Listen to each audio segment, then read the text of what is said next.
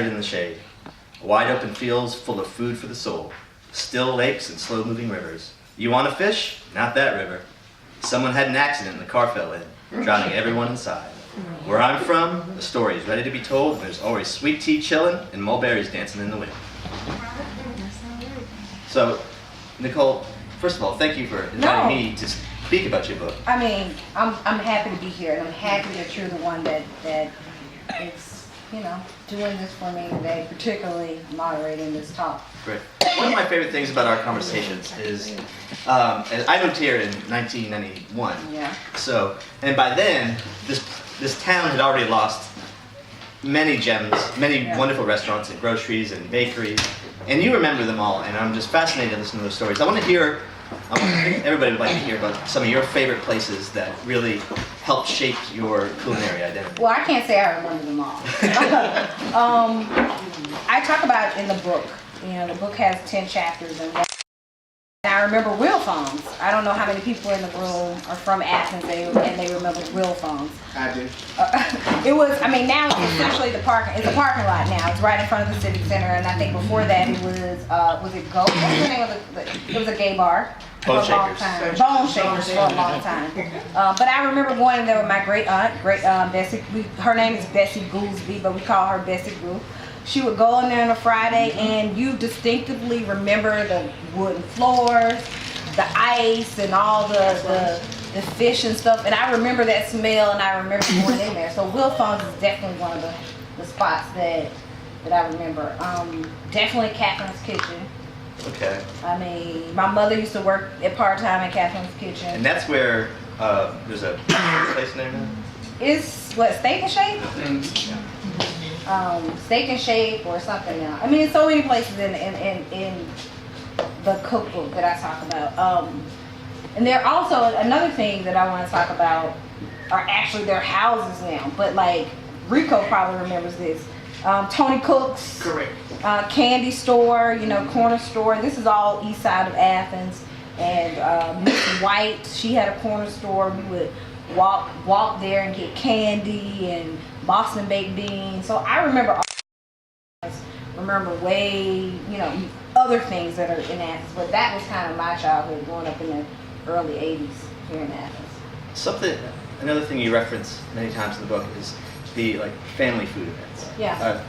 Kind of the traditions in your family. Tell me about those and how they filter into this book. I mean, I talk about in the intro that I think I say this, you know, I was everybody's child, you know. People in here that know me know that. You know, I have 2 aunts and my uncle passed away. None of them have kids.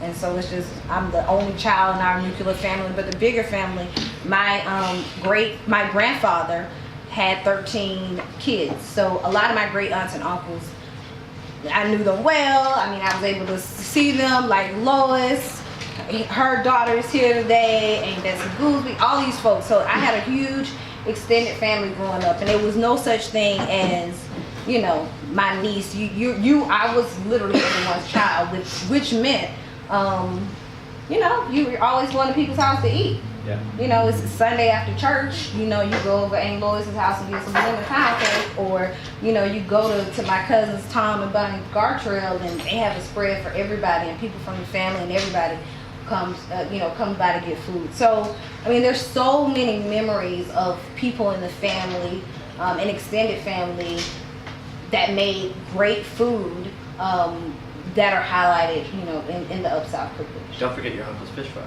Oh, how could I remember? And, you know, this is so funny because I said to someone yesterday, they were trying to figure out where was Athens, and I said across the street from CNS, the old CNS Bank. And so,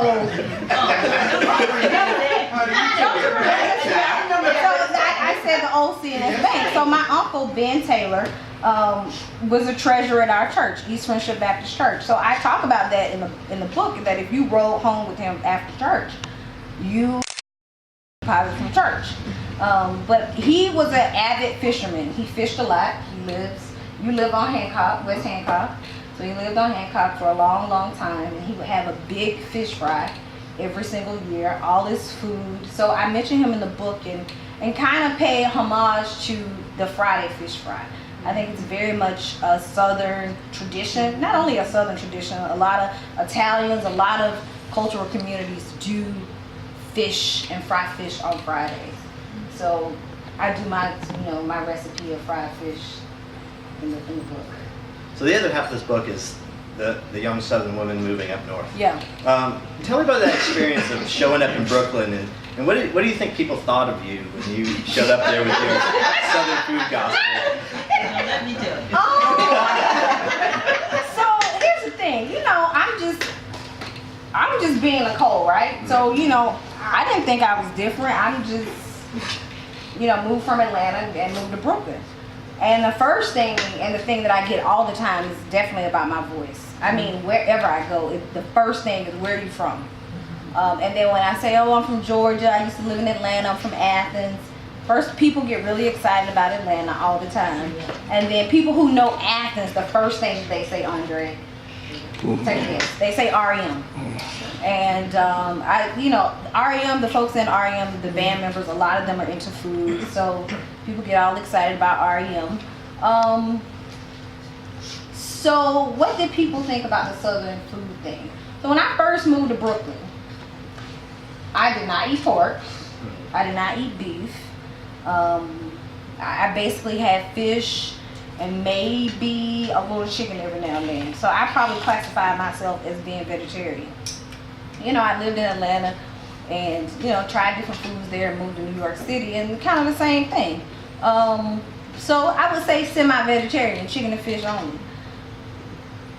But I moved to Brooklyn at a time where everybody was doing what everybody used to do in the South.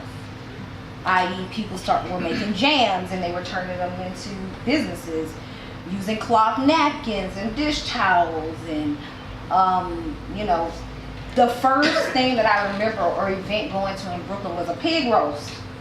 I hadn't seen a pig roast since I was probably like 10 years old.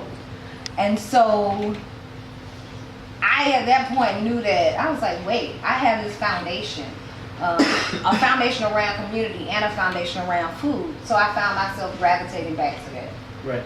Talk a little bit about how you kind of created a community around your cooking in Brooklyn. Okay, so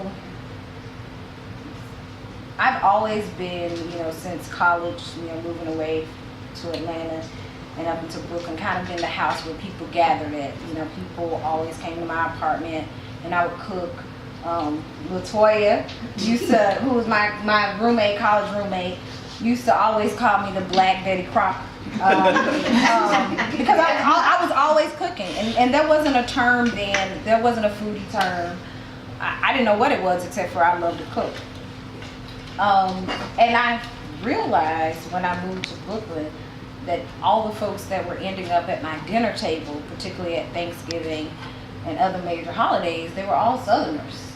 People who were craving the same thing I was craving, and that's a community and foods that really brought you or bring you close to home.